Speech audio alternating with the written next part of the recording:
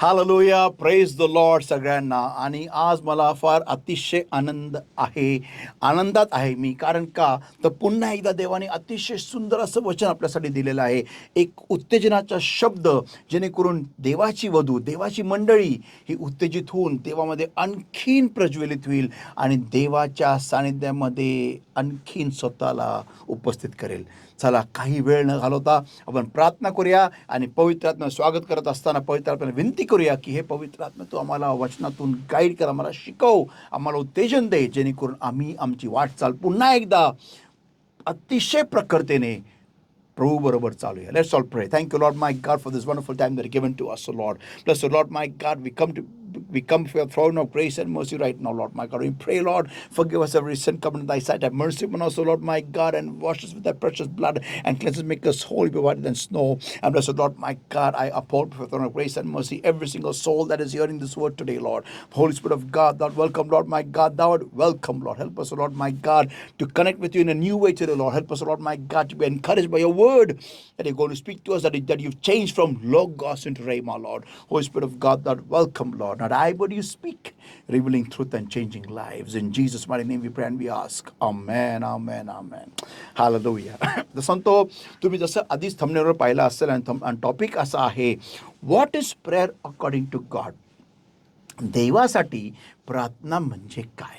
चला, आता हा अतिशय सुंदर असा विषय आपण पाहणार आहोत आणि आपण ह्या विषयातून एक नवीन उत्तेजन मिळवणार आहोत. Are you ready? Here we go. Okay. तर प्रेयर अकॉर्डिंग टू गॉड, देवासाठी प्रार्थना म्हणजे, नीट आहे का सगळ्यांनी? कधी हा विचार केला का संतो की देवासाठी प्रार्थना ही घटना किंवा प्रार्थना हा समय किंवा प्रार्थना ही कृती, आपण हिला कृती म्हणूया. ओके. प्रार्थना ही कृती, देवासाठी प्रार्थना ही कृती म्हणजे काय? ठीक आहे, तुम्हासाठी आणि माझ्यासाठी प्रार्थना म्हणजे काय? आपल्या गरजांची पूर्ती करणं, आरोग्य मिळवणं, शांती मिळवणं, आनंद मिळवणं, समाधान मिळवणं, ओझेमुक्त होणं, मग सांत्वन मिळवणं, मग सपोर्ट मिळवणं, आर्थिक उत्तरं मिळवणं, आशीर्वाद मिळवणं, हे आपल्यासाठी, आपल्या गरजांची पूर्ती करणं आपल्यासाठी प्रार्थना ही आहे. टेन्शन मुक्त होणं, देवासमोर आपलं ऊर बडून आपली सगळं अंतकरण रिकामं करणं, ही आपल्यासाठी प्रार्थना आहे. पण देवासाठी प्रार्थना म्हणजे काय? हा कधी विचार केला का की देव ह्या प्रार्थना नावाच्या ह्या कृतीला, या क्रियेला काय म्हणून संबोधतो? देवाच्या मनात प्रार्थनेबद्दलचे विचार काय आहेत? देवानी प्रार्थना ही कृती आपल्या जीवनामध्ये प्रस्थापित का केली असावी? देवाची इच्छा या प्रार्थना ह्या कृतीबद्दल काय असेल? आमेन. हा विचार आपण केला पाहिजे.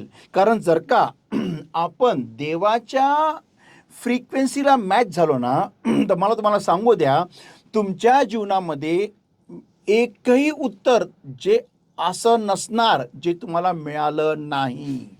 आमेन. हो, तुम्ही बरोबर ऐकले. एकही उत्तर जे तुम्हाला मिळालं नाही असं कधीच होणार नाही, जर का तुम्ही देवाच्या मनानुसार, देवाच्या इच्छेनुसार प्रार्थना केली. हालेलुया.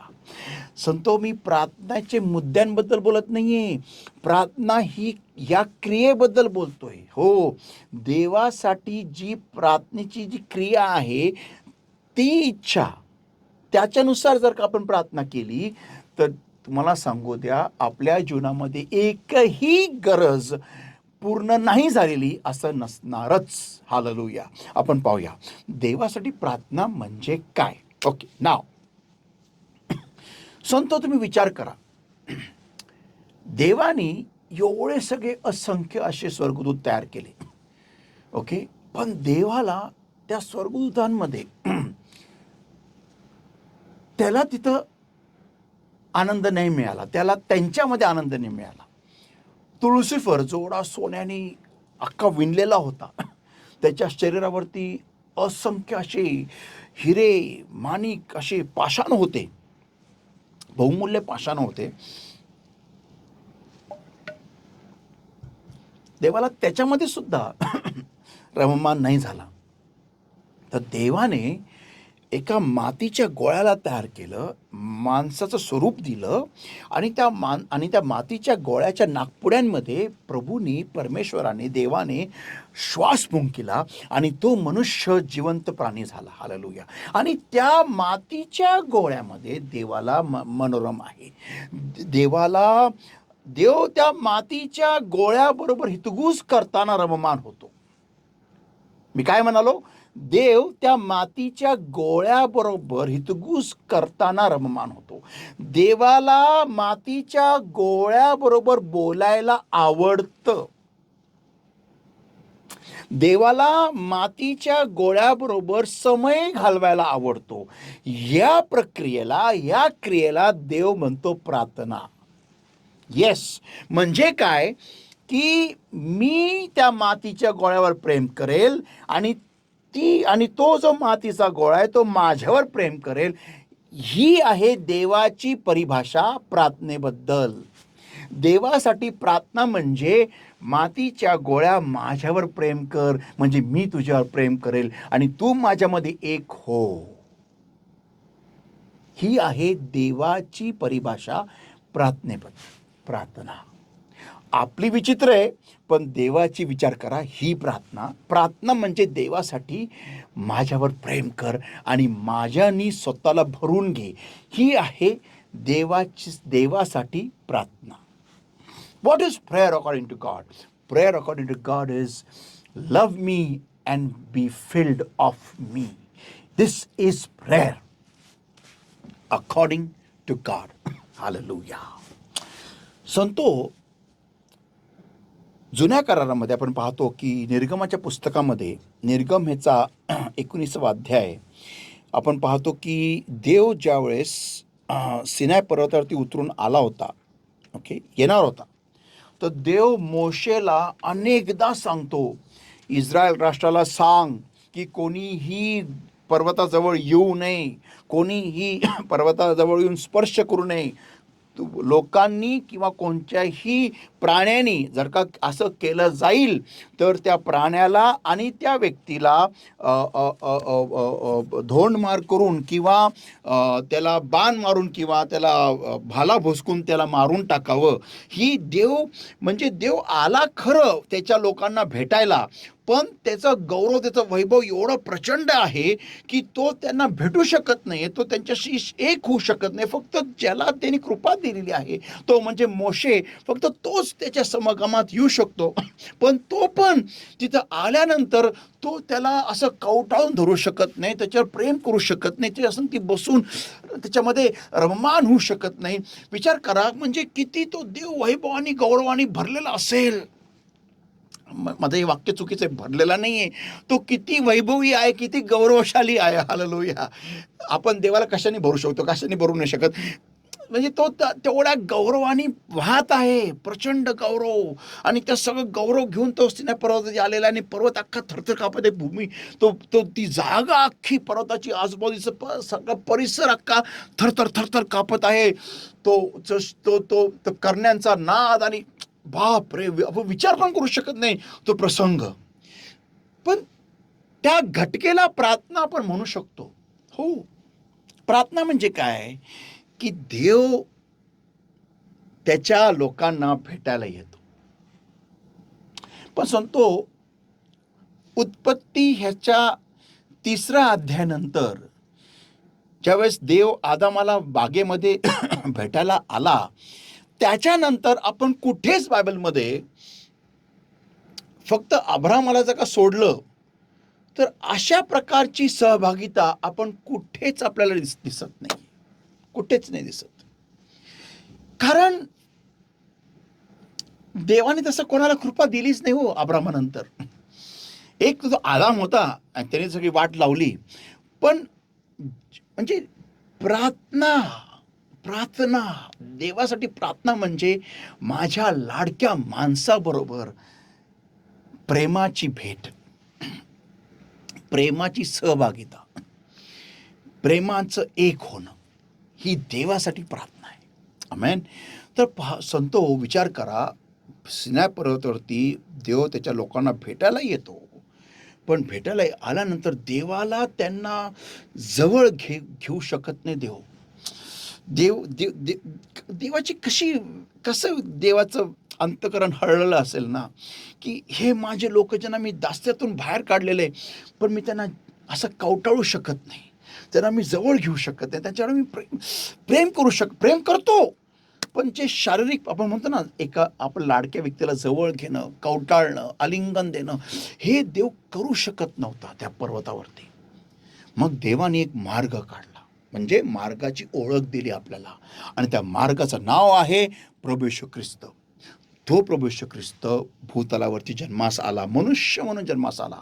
आणि प्रभूनी आणि देवाने काय केलं माहिती आहे का, त्या माणसाला कवटाळून घेण्यासाठी एक मार्ग प्रभूंनी निर्माण केला, आणि तो म्हणजे प्रभू येशू ख्रिस्ताला त्यांनी वधस्तंभावरती जाण्यापर्यंत 6 तास त्याच्या शरीराला असं चेचून काढलं, असं ठेचून काढलं, की जेणेकरून त्या क्रुसावरती ज्यावेळेस त्याच्या खुशीमध्ये भाला भोसकण्यात आला, त्यावेळेस पाणी आणि रक्त दोघंही वेगळे झाले.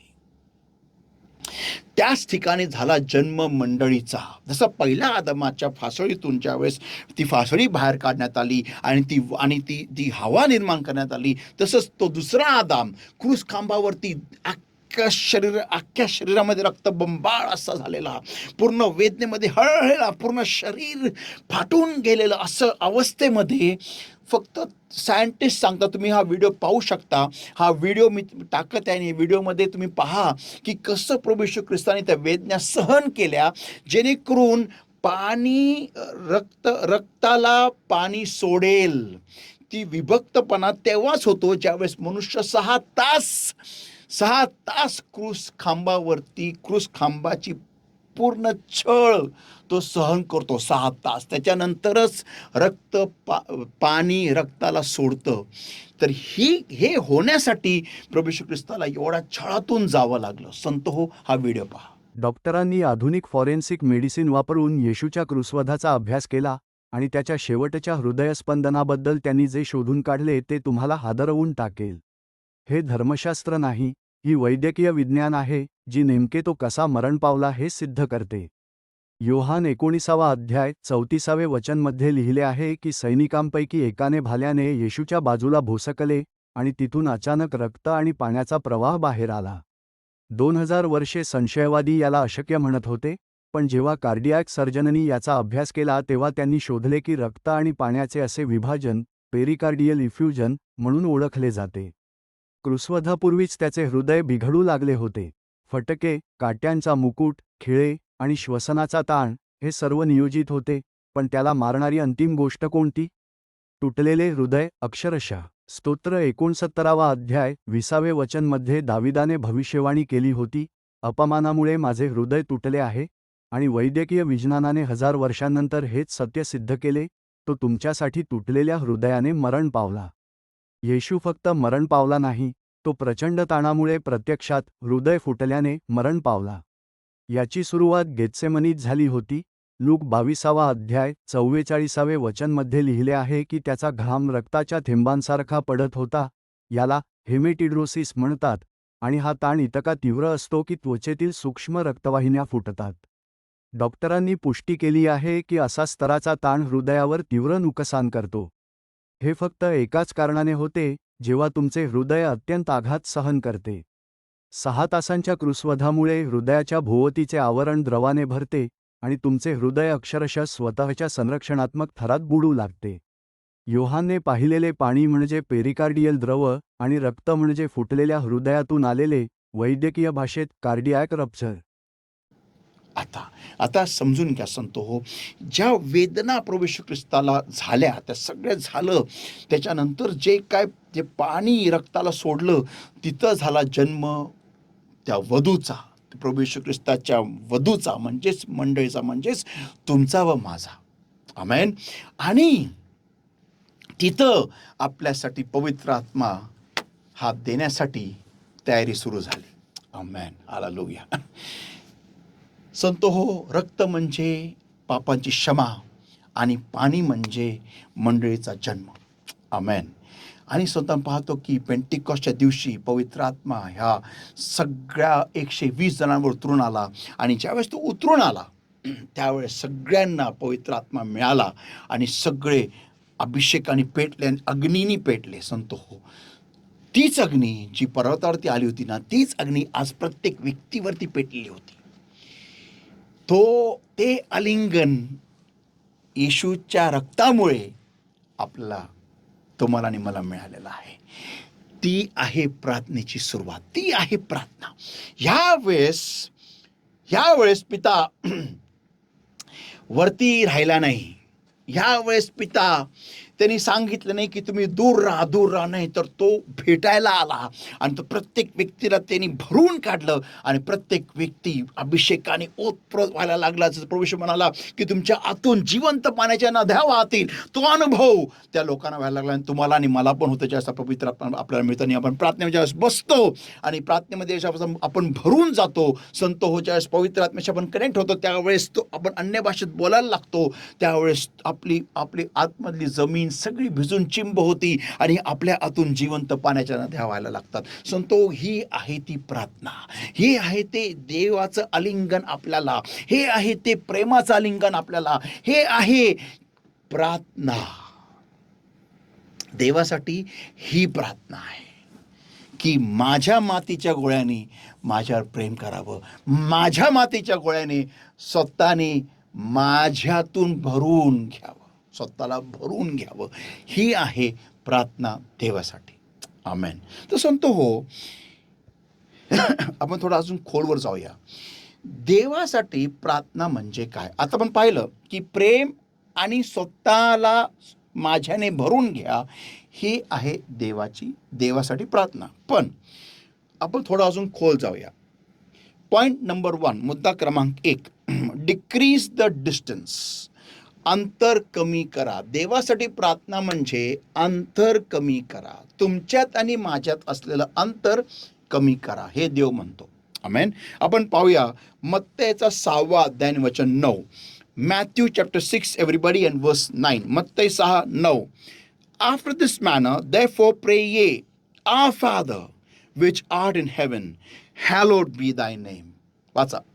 म्हणून तुम्ही या प्रकारे प्रार्थना करा, हे आमच्या आकाशातील बापा, तुझे नाव पवित्र मानले जाओ. काय वाचा परत, काय लिहिलेलं आहे प्रभूनी? काय म्हटलं प्रभू? हे आमच्या आकाशातील बापा, हे आमच्या आकाशातील बापा. मी अनेकदा म्हटलेले, मी परत सांगतो, अख्ख्या जगाच्या इतिहासामध्ये कोणत्याच माणसाने कधीच देवाला अब्बा बाप्पा म्हणून हाक मारली नाही. एकमेव पहिला व्यक्ती तो म्हणजे प्रभू येशू ख्रिस्त. का? कारण तो देवाचा पुत्र होता. हालेलुया. आमेन, आमेन, आमेन. संत हो, तर हे आमच्या स्वर्गातील पित्या. आमेन. संत हो, इथंच अंतर संपलं हो. हे बघा, देवाकडे जेव्हा मी प्रार्थना करतो, देवाला जेव्हा प्रार्थना करतो आपण अशी करतो, देवा देवा देवा देवा देवा देवा देवा असं. पण पिता, डॅडी, पिता, बाप, लगेच मिठी मारतो. अंतर संपलं. Decrease the distance.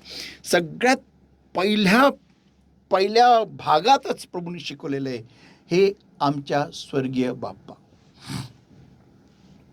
अंतर कमी करा, अंतर कमी करा. तुमची प्रार्थना, ज्यावेळेस तुम्ही प्रार्थनेला बसता संत हो, तुमची प्रार्थना तुमच्यामध्ये आणि देवामध्ये असलेलं अंतर कमी करत आहे का? Is it decreasing the distance? हे चेक करून पहा, हे तपासून पहा. तुमच्यामध्ये आणि देवामध्ये असलेलं जे गॅप आहे, ते गॅप, ते अंतर, ते कमी होत आहे का? Point number 1. ओके, पुढचं वचन याकोब 4:8, James 4:8. Draw nigh to God and he will draw nigh to you. वाचा. देवाजवळ या, म्हणजे तो तुम्हाजवळ येईल. बस, देवाजवळ या. तुमच्या प्रार्थनेने तुम्हाला देवाच्या जवळ नेलं पाहिजे.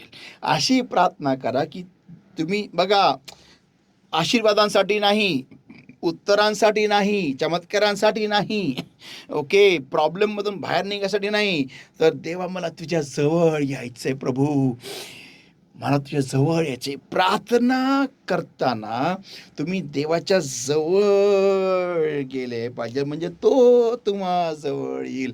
पुष्कळ लोक प्रार्थना करतात खरं, पण देवापासून मीलो दूर असतात आणि देव त्यांच्यापासून मीलो दूर असतो. का? कारण ते देवाच्या जवळ येण्यासाठी कधी प्रार्थना करत. मी थोड्या वेळा सांगणार आहे देवाच्या जवळ कसं यायचंय. ओके, मी सांगणार आहे कसं अंतर कमी करायचं, अशी कोणती प्रार्थना करायची जेणेकरून तुम्ही तुमचे अंतर, तुमचं आणि तुमच्यामध्ये आणि देवामध्ये असलेलं अंतर कमी होईल. असं काय बोलायचं इथून आणि इथून, काय बोलायचं जेणेकरून तुमच्यामध्ये आणि देवामध्ये असलेलं अंतर कमी होईल. मी थोड्या वेळातच तुम्हाला मी देणार आहे. ओके, तर देवा जवळ या म्हणजे तो तुम्हा जवळ येईल. पुढे वाचा. अहो पाप्यांनो, अहो पाप्यांनो, पुढे तुमचे हात निर्मळ करा. तुमचे हात निर्मळ करा, म्हणजे तुम्ही ज्या कोणते घाणेरडे कृत्य करत आहात ते कृत्य करणं बंद करा. पुढे. अहो द्विबुद्धीच्या लोकांनो, हा, तुमची अंतकरणे शुद्ध करा. आमेन, आमेन. आपण ते आता okay. Now, how does one decrease the distance. एखादा व्यक्ती देवामध्ये आणि त्याच्यामध्ये असलेलं अंतर कसं कमी करतो आपण ते पाहूया. संतो, नीट ऐका. बघा, प्रत्येक मनुष्य हा पाप करतोच, मग तो विश्वासणारा असो का तो विधर्मी असो, कोणी असो. आणि फक्त फरक एवढाच आहे की विधर्मी जो असतो त्याला त्या पापाचं जाणीव असो किंवा नसो आपल्याला नाही ठाऊक, पण जो विश्वासणारा असतो त्याला त्या पापाची जाणीव असतेच असते. तर असं कधीही समजू नका की तुम्ही पाप करत नाही.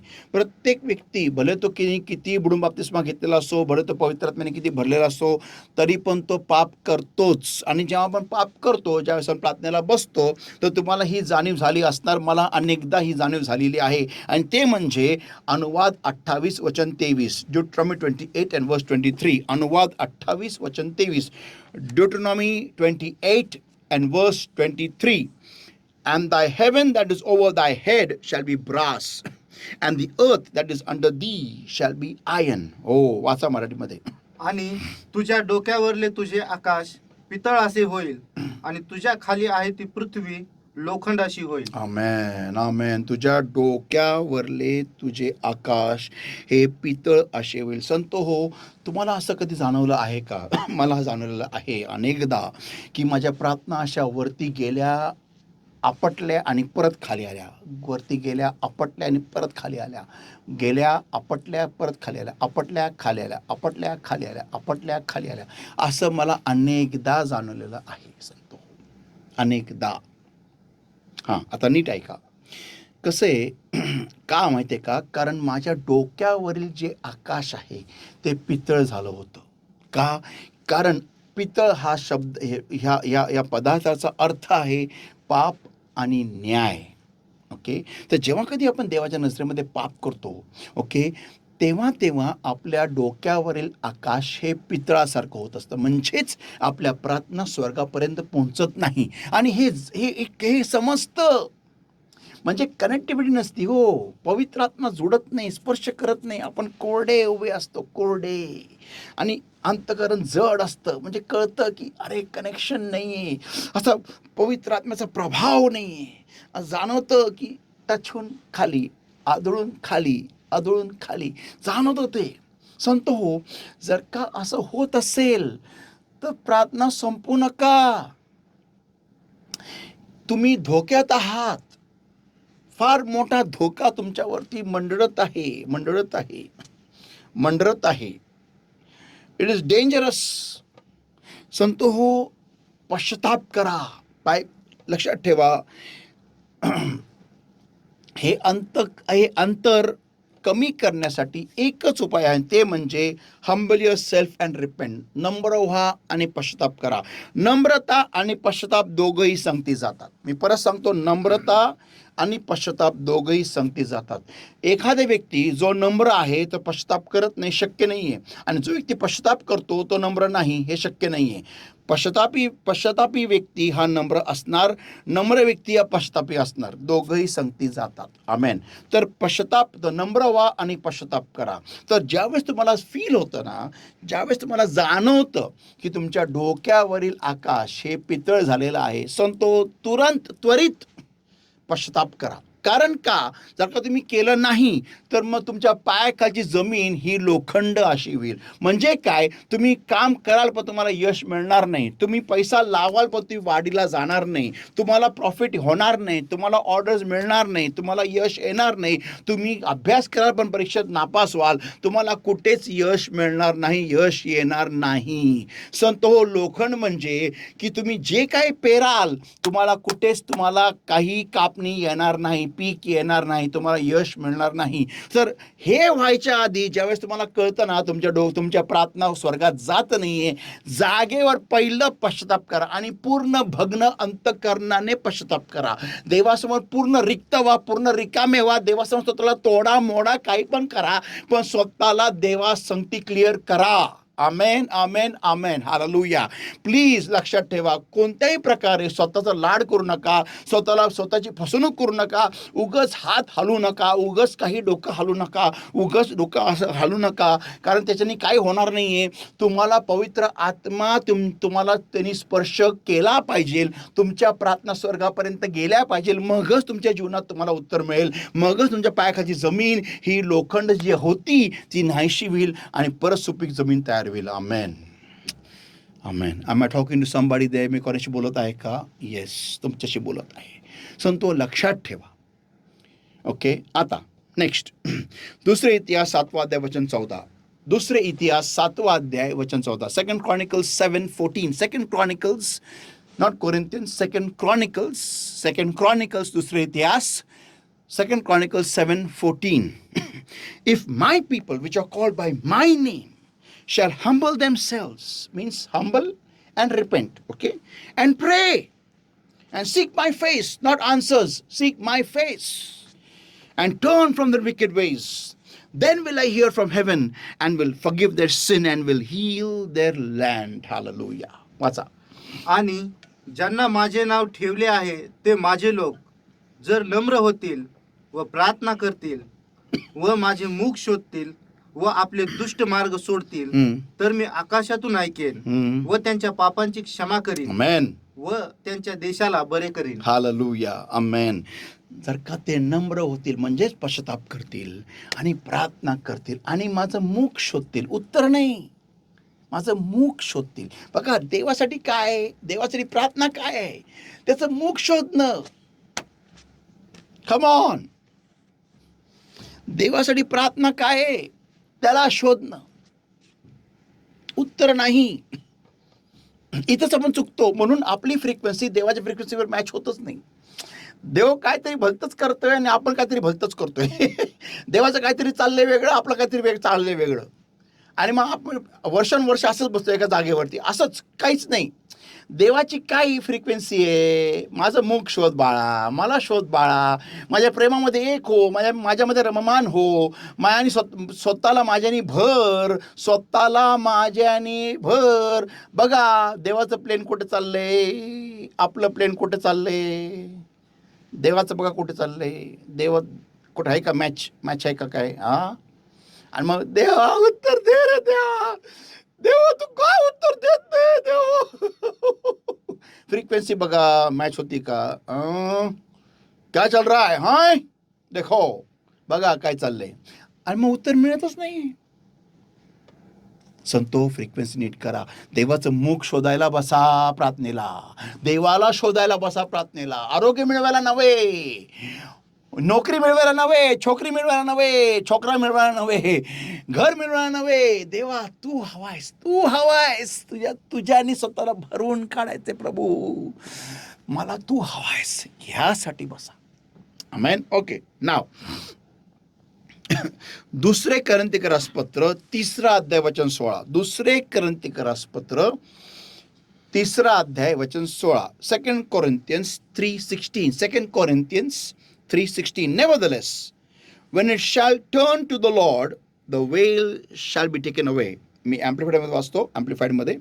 But whenever a person turns in repentance and faith, नुसतं पश्चाताप नाही, in repentance and faith to the Lord, the veil is taken away. वाचा. परंतु ते प्रभूकडे फिरेल तेव्हा ते आच्छादन काढले जाईल. ओके. आच्छादन हा शब्द योग्य नाही आहे. शब्द आहे जो पडदा आहे.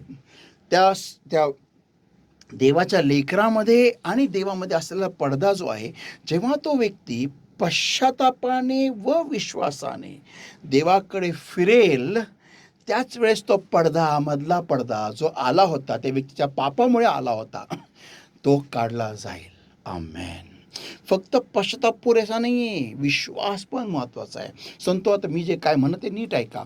जेव्हा तुम्ही प्रार्थनेला बसता आणि जेव्हा तुम्ही पश्चाताप करता देवासमोर, त्याच्यानंतर तुमच्या आतमध्ये विश्वास आला पाहिजे तुमच्या प्रॉब्लेमकरिता. ओके. विश्वास कधी येतो? देवाचा शब्द ऐकताना येतो. आमेन. आणि कोणता शब्द? लोगोस नाही, रेमा. तर ज्यावेळेस तुम्ही पश्चाताप करता त्यावेळेस त्याच्यानंतर तुम्ही देवाशी जोडले पाहिजे. देवाशी जोडल्यानंतर, देवानी स्वतःला भरून घेतल्यानंतर, भरत असतानाच देव तुम्हाला रेमा देईल, देव तुम्हाला शब्द देईल आणि तो शब्द तुमच्या आतमध्ये विश्वास तयार करेल. हा भाग पुन्हा पुन्हा अनेकदा ऐका प्लीज. हा फॉर्म्युला आहे. ओके. हे रहस्य आहे. आणि जेव्हा तो विश्वास तयार होतो त्याच वेळेस तुम्ही तुमच्या प्रॉब्लेमवरती विजय होता. आमेन. ओके. आता तर पश्चाताप व विश्वास, मगच तो वेल जो पडद्यामध्ये आलेला आहे तो काढला जाईल आणि तुम्ही देवाशी नीट कनेक्ट व्हाल.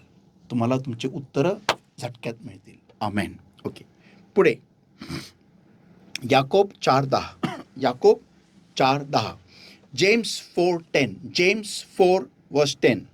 Humble yourselves in the sight of the Lord, and he shall lift you up. प्रभूच्या दृष्टीने नम्र व्हा, म्हणजे तो तुम्हास उंच करील. आमेन. प्रभूच्या दृष्टीने नम्र व्हा. नम्र म्हणजेच पश्चातापी व्हा, म्हणजे तो तुम्हाला उंच करेल. ओके. पुढे आपण वाचूया दुसरे इतिहास 34:27. दुसरे इतिहास 34:27. Second chronicles 34:27. Second chronicles 34:27. Because thine heart was tender, and thou didst humble thyself before God, when thou heardest his words against this place and against the inhabitants thereof, and humblest thyself before me, and didst rend thy clothes and weep before me, I have even heard thee also, saith the Lord. वाचा. तुझे हृदय मऊ होते आणि या ठिकाणाविरुद्ध व यातील राहणाऱ्यांच्या विरुद्ध देवाची वचने तू ऐकली, तेव्हा तू त्यांच्यासमोर नम्र झालास. होय, तू माझ्यासमोर नम्र झालास आणि आपले कपडे फाडून माझ्यापुढे रडलास, म्हणून मीही तुझे ऐकले आहे, असे यहोवा म्हणतो. आमेन. आणि हा राजा होता जोसाया नावाचा. ह्याला ज्यावेळेस कळालं की देव इस्रायल राष्ट्राविरुद्ध नाराज आहे, त्यावेळेस तो कपडे फाडून त्याने देवासमोर पश्चाताप केला. संतो देवाने ते पाहिलं आणि म्हणून देव म्हणाला की तू तुझ्या लोकांबरोबर एक केला जाशील, म्हणजेच तू माझ्याकडे येशील. ओके. पण इस्रायल राष्ट्राला मी दंड देईल. संतो ज्यावेळेस तुम्ही पश्चाताप करता त्यावेळेस तुम्ही देवाला जिंकता. त्यावेळेस तुम्ही देवाला पुन्हा एकदा तुमच्याकडे पाहायला, तुमच्याकडे लक्ष लावायला, तुमच्याशी हितगुज करायला, तुमच्यावर प्रेम करायला, तुमचं प्रेम स्वीकारायला, तुम्हाला स्वतःला त्याच्याने भरून घेण्यासाठी देवाला तुम्ही प्रोत्साहित करता. आमेन. ओके. आता शेवटचं स्तोत्र 51:17. स्तोत्र 51:17. Psalm 51:17. Psalm 51:5:1 and verse 17. The sacrifices of God are a broken spirit and a broken and a contrite heart. O God, thou wilt not despise. देवाचे यज्ञ म्हणजे फुटलेला आत्मा, फुटलेले आणि पश्चातापी हृदय, हे देवा तू तुच्छ मानणार नाहीस. आमेन. देवाचे काय म्हटलेले? देवाचे यज्ञ. देवाला काय आवडतं संतो? एक फुटलेलं हृदय, तुटलेलं हृदय त्याच्यासमोर, एक फुटलेला आत्मा. संतो, तर पश्चाताप करा. देवाला म्हणा, देवा मी चुकलो आहे, मला क्षमा कर. आणि तुमच्यामध्ये आणि देवामध्ये असलेलं अंतर जे आहे ते कमी करा. Let's pray. Thank you, Lord my God, for your word that came to us alive. Bless you, Lord my God. I seal this word in the hearts of the precious blood, precious oil of the Holy Ghost. Every yoke of darkness, every bondage of the enemy that's trying to steal this word, Lord, from our hearts, Lord, about understanding comes with the power of the Holy Ghost, in the name of the Lord Jesus Christ of Nazareth right now. And I command part of darkness in the name of Jesus. Get out! Come on in Jesus' mighty name. And bless the Lord my God. I set your people free now in the name of the Lord Jesus Christ of Nazareth right now. And bless the Lord.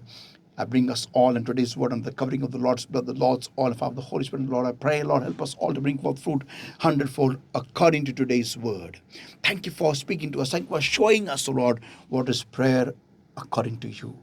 Help us, Lord, my God, to tune up according to your frequency, our prayer life. In Jesus' name I pray and ask. Amen. Hallelujah, praise the Lord. मला विश्वास आणि खात्री आहे की देवाने तुमची भेट या वचनाद्वारे घेतलेली आहे. तर संतो नुसतंच या वचनाला ऐकू नका, त्याला लाईक करा. आणि जो कोणी व्यक्ती तुम्हाला माहिती आहे जो ख्रिस्तामध्ये आहे आणि ज्याला या वचनाची अतिशय अत्यंत गरज आहे, कृपा करून त्यांना फॉरवर्ड करा. आणि प्लीज प्लीज प्लीज हे वचन पुन्हा पुन्हा पुन्हा पुन्हा ऐका आणि देवाच्या आत्म्याच्या अंतराळामध्ये करोडांप्रमाणे उंच भरारी मारा. God bless everybody. Love you all.